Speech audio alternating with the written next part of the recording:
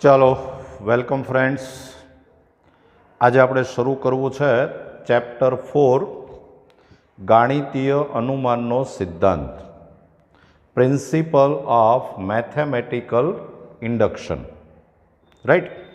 હવે તમને એટલી ખબર હશે કે આપણે જે લોઅર સ્ટાન્ડર્ડ હતા એમાં જે આપણે પ્રમેય ભણતા, થિયરમ, એ પ્રમેયને સાબિત કરવાની બે મેથડ આવતી, એક પ્રત્યક્ષ મેથડ અને એક પરોક્ષ method, direct method and indirect method. પ્રત્યક્ષ મેથડમાં શું હોય કે તમારે જે સાબિત કરવાનું હોય એ તમને જે આપેલું હોય ત્યાંથી આપણે શરૂ કરીએ એન્ડ પછી જે તમારે સાબિત કરવાનું હોય ત્યાં સુધીમાં આપણે એને સાબિત કરી નાખીએ. પરોક્ષ મેથડમાં શું હોય, ઇનડાયરેક્ટ મેથડમાં, કે સપોઝ તમારે એવું સાબિત કરવું હોય કે આ માણસ છે, ધીસ ઇઝ અ મેન, તો તમારે પરોક્ષ મેથડમાં એવું હોય કે સૌથી પહેલાં તમારે જે સાબિત કરવાનું હોય એની કરતાં ઊંધું સપોઝ કરવું પડે, ધારવું પડે.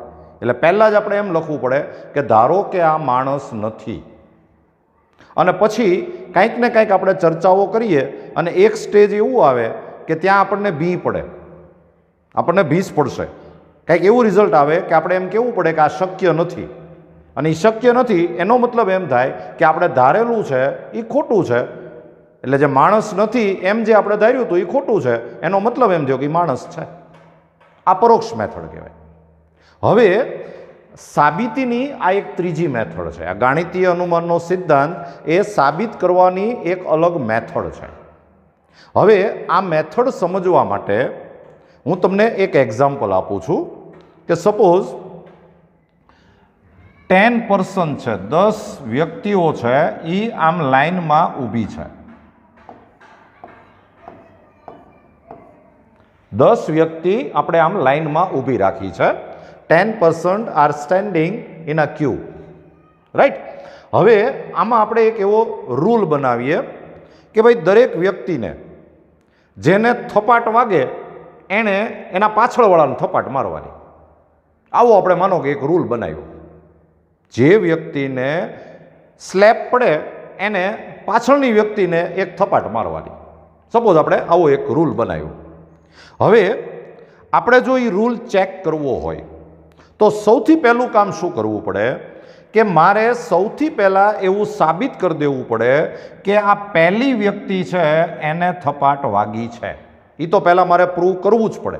કારણ કે જો પહેલી વ્યક્તિને થપાટ નહીં વાગી હોય તો સીધી વાત છે કે એણે પાછળવાળાને નહીં મારી હોય, એ એની પાછળવાળાને ન મારે, એટલે નિયમનું પાલન નથી થતું એવું સાબિત થઈ ગયું. એટલે તમારે સૌથી પહેલાં પહેલી વ્યક્તિને થપાટ વાગી છે એવું તમારે સાબિત કરી દેવું પડે. પહેલો પર્સન જે છે n=1 માટે તમારે પહેલાં પ્રૂવ કરી દેવું પડે કે ભાઈ એને થપાટ વાગી છે. એનો મતલબ એમ થયો કે નિયમની શરૂઆત થઈ ગઈ છે. બરાબર છે. હવે આપણે એવું સાબિત કરવું છે કે દરેક વ્યક્તિ એની પાછળના વ્યક્તિને થપાટ મારે છે એવું આપણે સાબિત કરવું છે. સપોઝ આ 10% જ હોય, 10 જ વ્યક્તિઓ હોય તો આપણે આવું કરી શકીએ કે દરેક જણને આપણે પૂછી લઈએ કે ભાઈ કેમ છે. માનો કે બધા છે આમ ગાલ ચંચવાળતા હોય તો આપણે સમજવાનું કે બધાને થપાટ વાગી છે, એટલે આપણો નિયમ છે એનું પાલન થઈ ગયું છે. પણ સપોઝ આ 10% હોય તો કોઈ સવાલ નથી, આપણે એક એક જણને પૂછી શકીએ. પણ માનો કે આ ઇનફાઇનાઇટ પર્સન છે, આમ ઘણા બધા છે, અનંત છે, અનંત % હોય તો તમે દરેકને પૂછી ન શકો. તો એવા સંજોગોમાં આપણા નિયમનું પાલન થયું છે કે કેમ એ જો તમારે ચેક કરવું હોય તો આપણે આવી રીતે ચેક કરી શકીએ કે આ પહેલેથી કોઈ એક કેમો પર્સન લેવાનો, કેમો વ્યક્તિ, કેથ પર્સન લેવાનો, એને થપાટ વાગી છે એવું આપણે સ્વીકારી લેવાનું, એક્સેપ્ટ કરી લેવાનું કે ભાઈ આને ધારો કે થપાટ વાગી છે. અને પછી જો તમે એવું પ્રૂવ કરી દો કે એની પાછળવાળા વ્યક્તિને, એટલે કે આ વ્યક્તિ કેટલામો થાય, k+1, આને થપાટ વાગી છે એવું તમારે સ્વીકારી લેવાનું અને એની પાછળવાળા વ્યક્તિને થપાટ વાગી છે એવું તમારે સાબિત કરી દેવાનું. જો તમે એવું સાબિત કરી દો તો એનો મતલબ જ એમ થાય કે ભાઈ આણે આની થપાટ મારી, એટલે કે આપણા નિયમનું પાલન થઈ ગયું. એટલે તમે n=1 માટે પહેલા સાબિત કરી દીધું, એનો મતલબ એમ થયો કે નિયમની શરૂઆત થઈ ગઈ. n=k જે વ્યક્તિ છે એને થપાટ વાગી છે એવું આપણે સ્વીકારી લઈએ, અને n=k+1 જે વ્યક્તિ છે એને થપાટ વાગી છે એવું આપણે સાબિત કરી દઈએ, તો એનો મતલબ એમ થાય કે આણે આની થપાટ મારી. અને આ જે કે છે એ આપણે જનરલ લીધું છે, 10મો વ્યક્તિ, 15મો વ્યક્તિ, 100મો વ્યક્તિ ગમે તે હોઈ શકે. તો એનો મતલબ જ એમ થાય કે દરેક વ્યક્તિ એની પાછળના વ્યક્તિને થપાટ મારે છે, એટલે આપણા નિયમનું પાલન થઈ ગયું. તો n=1 માટે તમારે સાબિત કરવાનું, n=k માટે સ્વીકારવાનું, અને n=k+1 માટે સાબિત કરવાનું. જો તમે આટલી પ્રોસિજર કરો તો એનો મતલબ એમ થાય કે આપણે જે નિયમ બનાવેલો છે કે જેને થપાટ વાગે એને પાછળવાળાને મારવાની, એ નિયમનું પાલન થાય છે. લો, આ જે છે ને એ ગાણિતીય અનુમાનનો સિદ્ધાંત છે. હું તમને હજુ એક મેથેમેટિકલ એક્ઝામ્પલ આપું. સપોઝ એક આવું સ્ટેટમેન્ટ છે કે 1 + 2 + 3 + m dash dash dash n = n × n+1/2. આ સ્ટેટમેન્ટ એવું છે કે તમારે પહેલી n વ્યક્તિનો પહેલા n સંખ્યાનો સરવાળો કરવો હોય તો આ ડાયરેક્ટ ફોર્મ્યુલા છે. હવે આ ફોર્મ્યુલા સાચું છે કે કેમ એ જો તમારે ચેક કરવું હોય તો તમે પહેલાં માનો કે અહીંયા n = 1 એટલે એક જ સંખ્યા લ્યો એટલે આન્સર 1 આવે. આમાં તમે n = 1 મૂકશો તો આન્સર 1 જ આવશે. પછી તમે બે સંખ્યા લ્યો, બેનો સરવાળો કરો એટલે આન્સર 3 આવે. આમાં n = 2 મૂકો તો આન્સર 3 આવશે. પછી તમે ત્રણ સંખ્યાનો સરવાળો કરો તો આન્સર 6 આવશે. અહીંયા આપણે n = 3 મૂકીએ તો આન્સર 6 આવે. પછી તમે આ બાજુ ચાર સંખ્યાનો સરવાળો કરો, અહીંયા n = 4 મૂકો. એમ તમે 25-30 સંખ્યા સુધી ચેક કરતા જાઓ અને દરેક વખતે LHS = RHS આવતું જાય તો આપણને એક એવો કોન્ફિડન્સ આવે કે ભાઈ આ સાચું હશે. પણ પૂરો સંતોષ ન થાય. તમે 25 માટે ચેક કર્યું તો પ્રશ્ન થાય કે 26 માટે ચાલશે કે કેમ. તો આવા જે સ્ટેટમેન્ટ છે એ તમારે ગાણિતીય અનુમાનના સિદ્ધાંતથી ચેક કરવા પડે, કારણ કે આમાં n એટલે ઇન્ફાઇનાઇટ છે. તમારે ગમે એટલી સંખ્યાનો સરવાળો કરવો હોય એના માટેનું આ ફોર્મ્યુલા છે. તમે આમ એક એક નંબર લઈને ચેક કરવા જાઓ તો એ પોસિબલ જ નથી, નહીં થઈ શકે. તો આના માટે આપણે ગાણિતીય અનુમાનનો સિદ્ધાંત લખવો પડે. અને હવે આપણે એ ગાણિતીય અનુમાનનો સિદ્ધાંત આપણે પહેલાં લખી નાખીએ અને પછી એના આપણે એક્ઝામ્પલ કરીએ એટલે તમને આખો આઈડિયા છે એ ક્લિયર થઈ જાય. રાઈટ?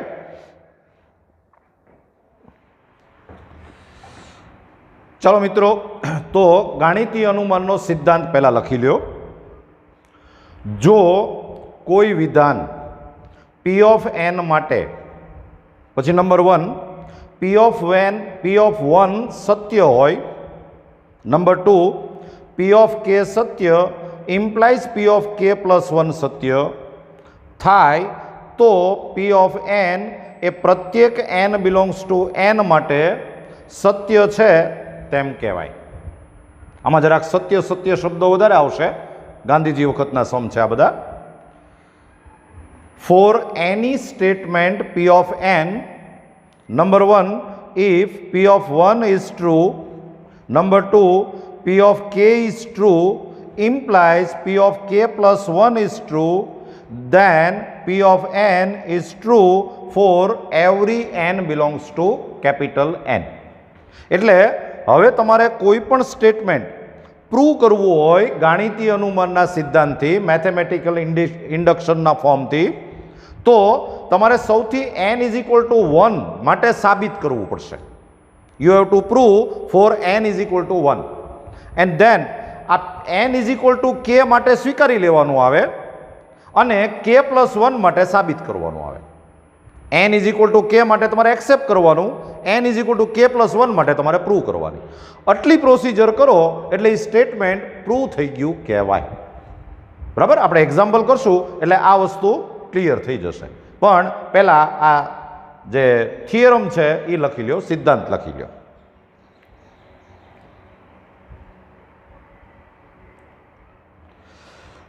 ચલો મિત્રો, ફર્સ્ટ એક્ઝામ્પલ. તમને એક આવું સ્ટેટમેન્ટ આપ્યું છે P of N 1 + 2 + 3 + n is equal to n into n + 1/2. આવો એક રૂલ આપેલો છે. જો પહેલાં આને આમ સમજો, હું સપોઝ અહીંયા એમ બોલું કે પી ઓફ 2, તો તમારે આ લેફ્ટ સાઈડમાં બે સંખ્યા લેવાની, બે નંબર લેવાના 1 + 2, અને રાઈટ સાઈડમાં તમારે n ઇઝ ઇક્વલ ટુ 2 મૂકવાનું.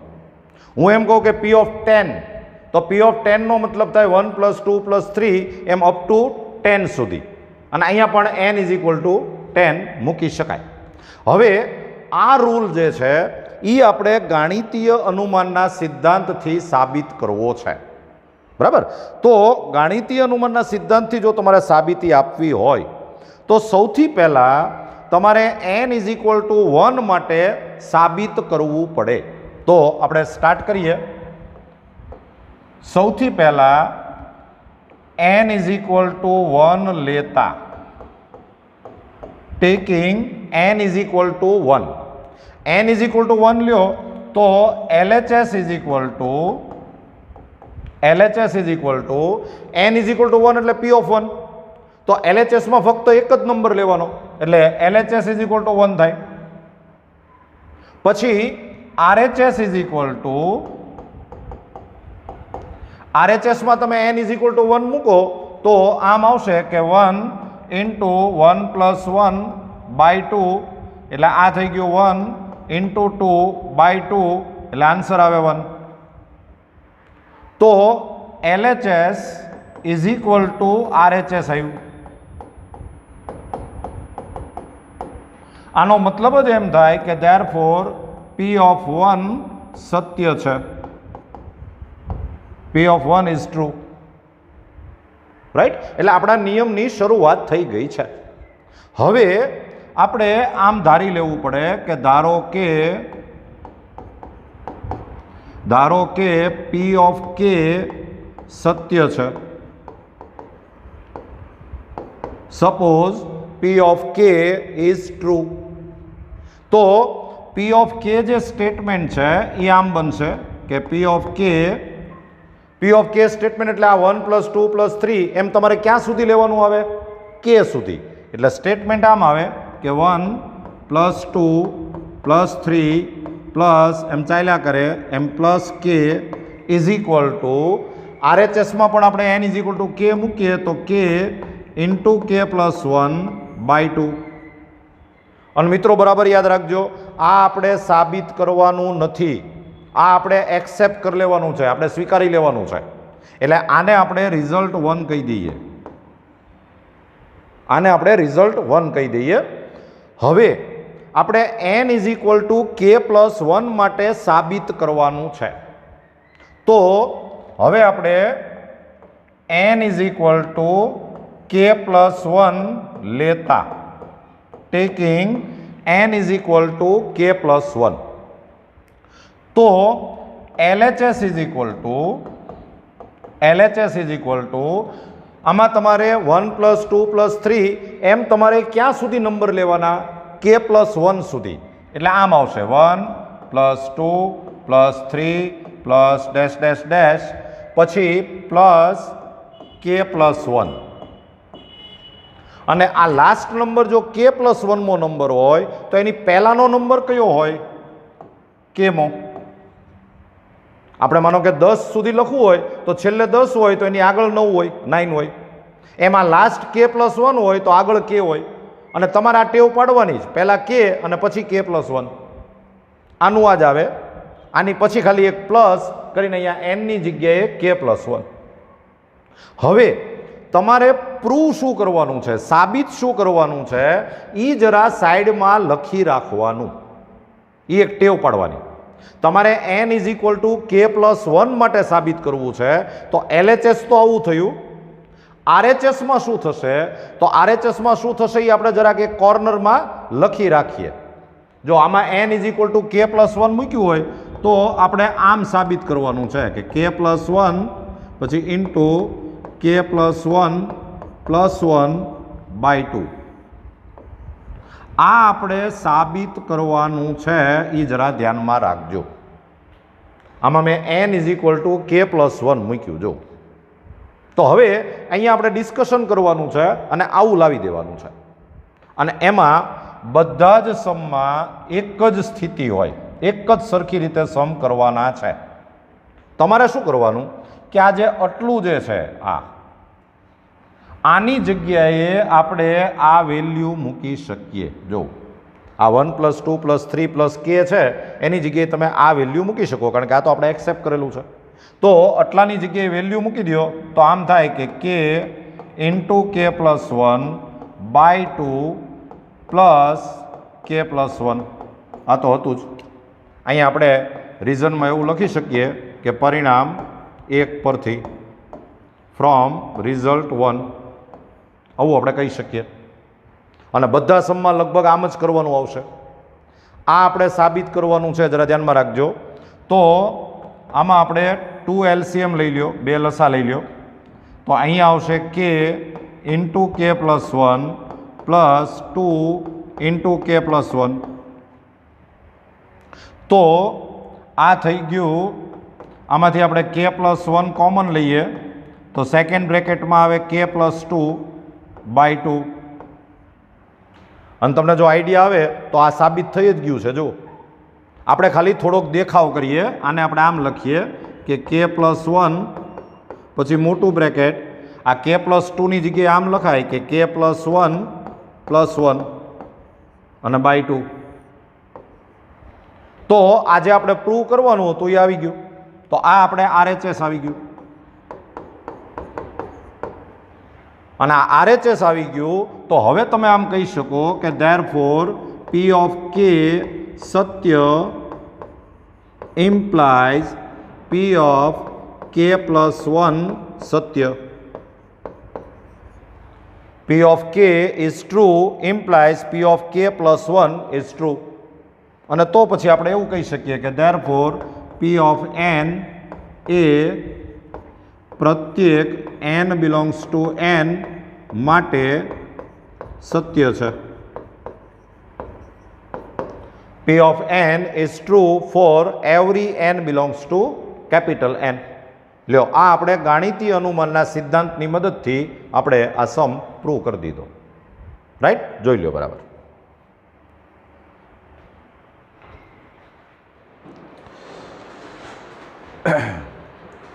ચાલો લખો સમ નંબર 2.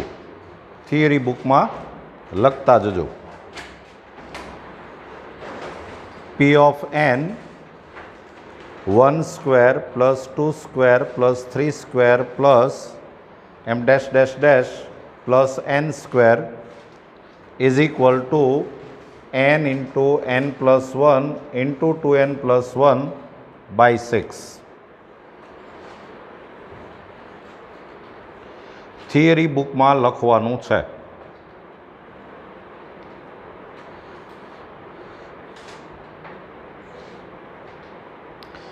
ચાલો હવે આ સમ આપણે જો ગાણિતીય અનુમાનના સિદ્ધાંતથી પ્રૂવ કરવો હોય,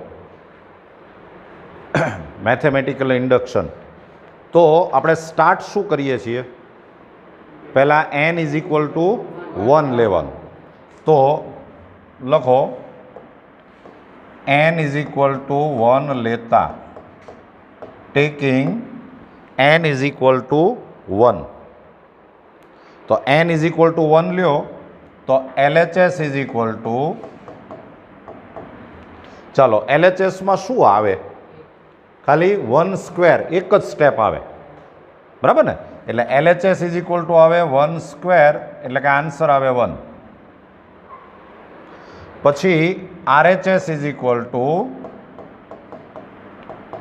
RHSમાં તમે n = 1 મૂકો તો 1 × 1 + 1 × 2 + 1/6. તો આ તમે મલ્ટિપ્લિકેશન કરશો તો આ 6/6, એટલે આ પણ આન્સર 1 આવી જશે. જો તો therefore LHS = RHS. અને તો પછી આપણે એવું કહી શકીએ કે therefore P of 1 સત્ય છે. P of 1 is true. બધા સમ એક જ મેથડથી કરવાના છે. આપણે કાલે જે સમ કર્યો હતો એ જ પ્રમાણે આ સમ કરવાનો છે. ચાલો હવે આની પછીનું સ્ટેપ શું છે કે n ઇઝ ઇક્વલ ટુ કે માટે તમારે સ્વીકારી લેવાનું છે, એક્સેપ્ટ કરી લેવાનું છે. બરાબર? તો લખો કે ધારો કે P of k સત્ય છે.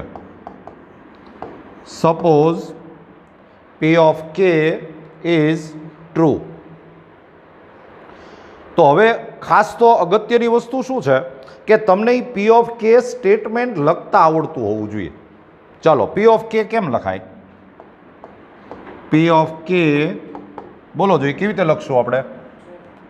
1 square plus 2 square plus 3 square plus એમ ચાલ્યા કરે એમ plus K square is equal to બોલો RHSમાં શું આવે?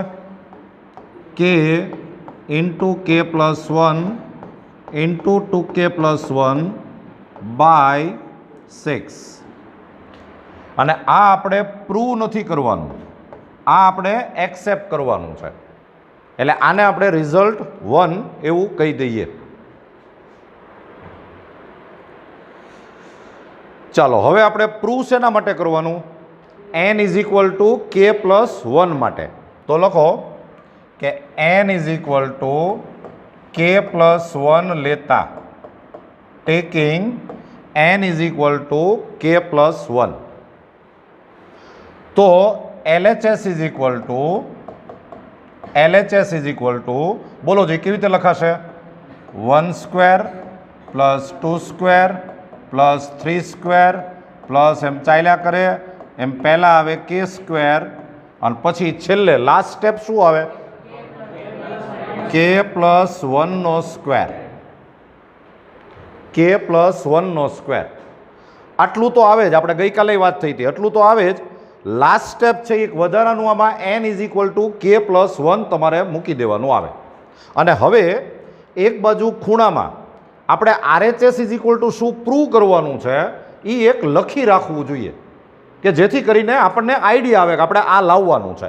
તો હું અહીંયા ખૂણામાં એક લખી રાખું છું. જો આમાં n ઇઝ ઇક્વલ ટુ આપણે કે પ્લસ 1 મૂક્યું હોય, કે પ્લસ 1, તો શું આવે એ જરાક જોવો જોઈએ.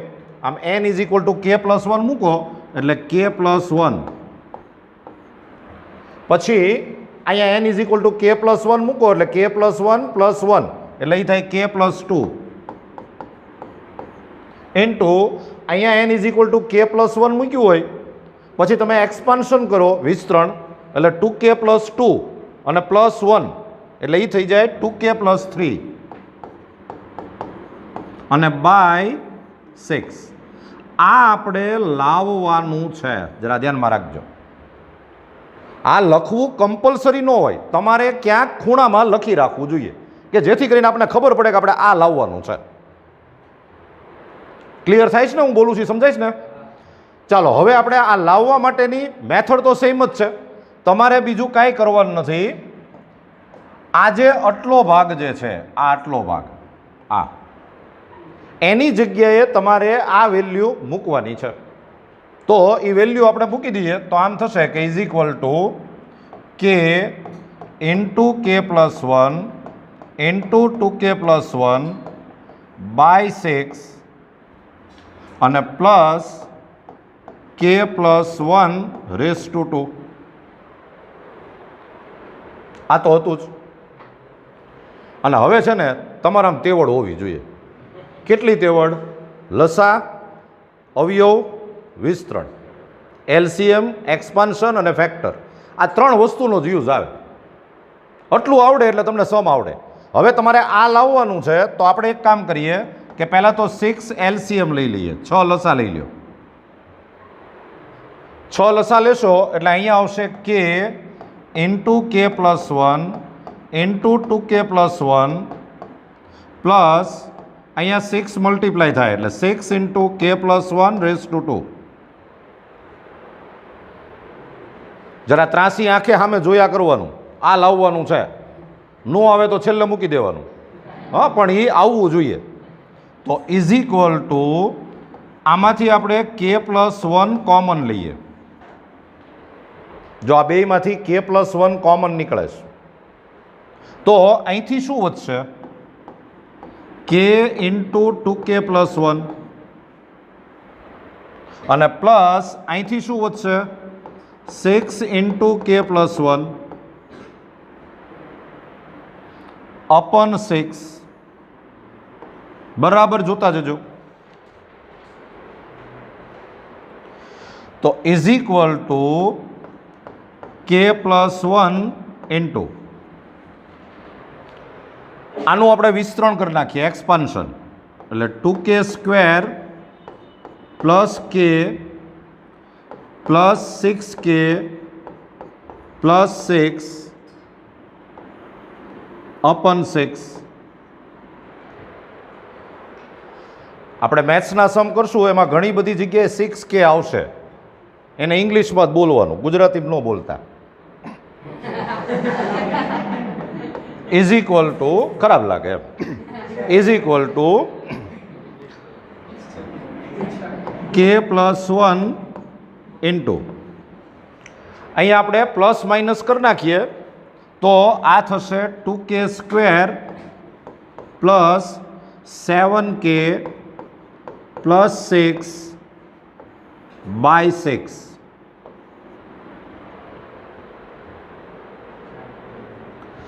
તો is equal to k+1 into, હવે તમને આના અવયવ આવડતા હોવા જોશે. આ 6 2 જા 12 અને 4 3 જા 4 તેરી 12, 4 ને 3 7. તો એના અવયવ પાડો તો 2k² plus 4k plus 3k plus 6 અપન 6. તો is equal to k+1 into જૂથની રીત કરો તો આમાંથી 2k કોમન, તો બ્રેકેટમાં આવશે k+2 પ્લસ આમાંથી 3 કોમન, બ્રેકેટમાં આવશે k+2. તો is equal to k+1, આખામાંથી k+2 common, તો સેકન્ડ બ્રેકેટમાં આવે 2k પ્લસ 3 અને બાય 6. અહીંયા એક બાય 6 લખવાનું રહી ગયું છો, બાય 6. અને તમને ખ્યાલ આવ્યો? આવી ગયું જો. પણ એ આવી ગયા પછી એક કામ કરવાનું, આની અંદર આપણે જાણે k+1 મૂક્યું હોય ને એવું લાગવું જોઈએ, એટલે એવો દેખાવ કરવાનો. જો આને હું લખીશ આમ કે k+1 પછી પાછું મોટું બ્રેકેટ, પછી આ n એટલે k+1 પ્લસ 1, પછી પાછું બીજું bracket 2 into k+1 plus 1, 2 into k+1 plus 1. તો આ તમે જુઓ 2k પ્લસ 3 જ કહેવાય. આ બધાને ખાલી હું ઇંગ્લિશમાં લખું છું. અને અપન 6. તો આ RHS આવી ગયું જો, રાઈટ હેન્ડ સાઈડ. અને RHS આવી જાય એટલે આપણે હવે એવું લખી શકીએ કે P of K Satya implies P of K+1 Satya. P of K is true implies P of K+1 is true. તો પછી છેલ્લે આપણે કયું વાક્ય લખીએ? લખો, તેથી P of n એ પ્રત્યેક n બિલોંગ્સ ટુ n માટે, પ્રત્યેક n બિલોંગ્સ ટુ n માટે સત્ય છે. P of n is true for every n belongs to capital N. લ્યો, આ આપણે સમ છે એ સાબિત કરી નાખ્યો. જોઈ લો બરાબર.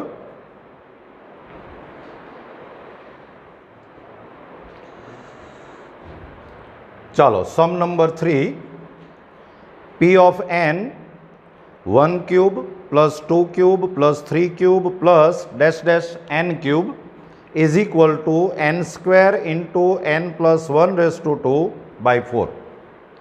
હવે આ આપણે સાબિત કરીએ એ પહેલાં તમે એક કામ કરો કે તમે પહેલાં તમારી જાતે આ ટ્રાય કરો, પછી પાછો હું ગણાવું છું. બરાબર?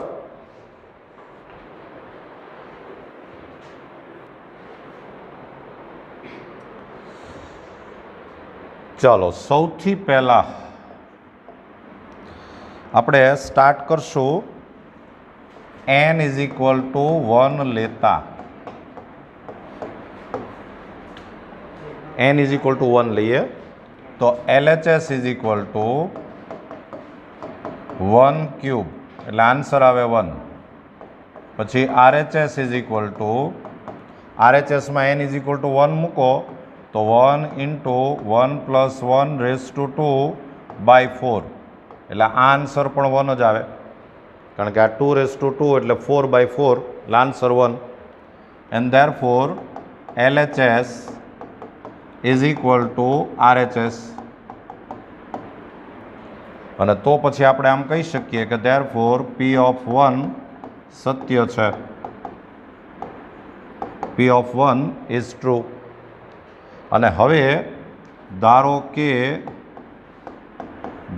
કે P of K સત્ય છે. Suppose P of K is true. તો હવે આપણે P of K જો સ્ટેટમેન્ટ લખીએ, આ સ્ટેટમેન્ટ લખવામાં ભૂલ ન પડવી જોઈએ, અને એમાં તો કાંઈ કરવાનું જ નથી. આમાં જ્યાં n દેખાય ત્યાં K મૂકવાનો છે. તો P of K સ્ટેટમેન્ટ આમ આવશે કે 1 cube plus 2 cube plus 3 cube plus એમ ચાલ્યા કરે એમ plus K cube is equal to K square into K plus 1 square by 4. અને આને આપણે રિઝલ્ટ 1 કહેશું. અને હવે તમારે n is equal to K plus 1 લેતા, n ઇઝ ઇક્વલ ટુ આપણે K પ્લસ 1 લઈએ તો LHS ઇઝ ઇક્વલ ટુ, બોલો LHS શું આવશે? 1 cube plus 2 cube plus 3 cube plus એમ ચાલ્યા કરે એમ પ્લસ K ક્યુબ અને plus K plus 1 raise to 3. આ આટલું જે છે, આટલું એની જગ્યાએ તો તમારે આ જ વેલ્યુ મૂકવાની છે. તો એ વેલ્યુ મૂકી દો તો આ થઈ જશે is equal to K square K plus 1 raise to 2 by 4 અને plus K plus 1 raise to 3.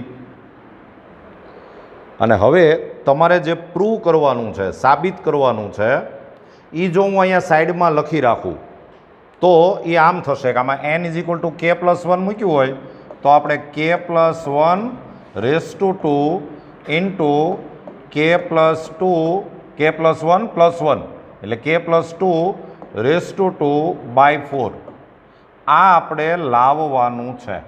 આ આપણે સાઈડમાં લખી રાખવું જોઈએ. તો આ પ્રૂવ કરવા માટે સૌથી પહેલાં તો આમાં 4 LCM લઈ લ્યો.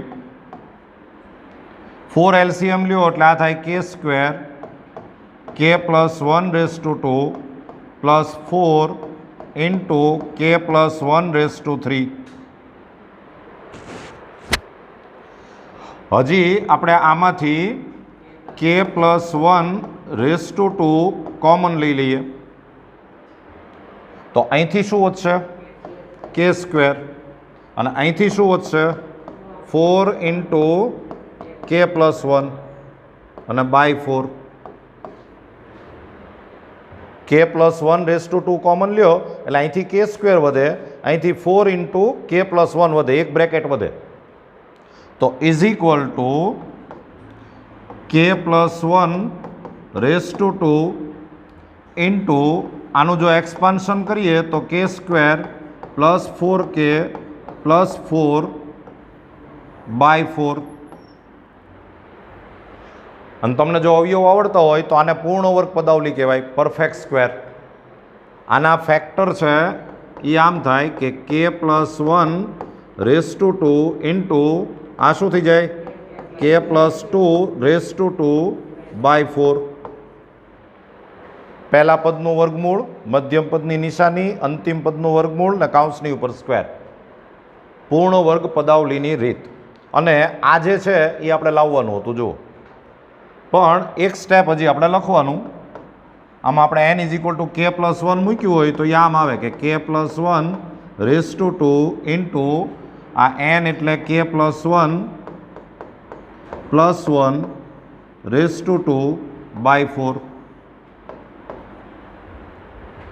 તો આ RHS આવી ગયું. અને તો પછી આપણે આમ કહી શકીએ કે therefore P of k Satya implies P of k+1 Satya. P of k is true implies P of k+1 is true. અને તો પછી આપણે છેલ્લે પાછું પેલું જે સ્ટેટમેન્ટ લખીએ છીએ કે therefore P of n એ પ્રત્યેક n belongs to capital N માટે સત્ય છે. P of n is true for every n belongs to capital N. લ્યો, આ આપણું સાબિત થઈ ગયું.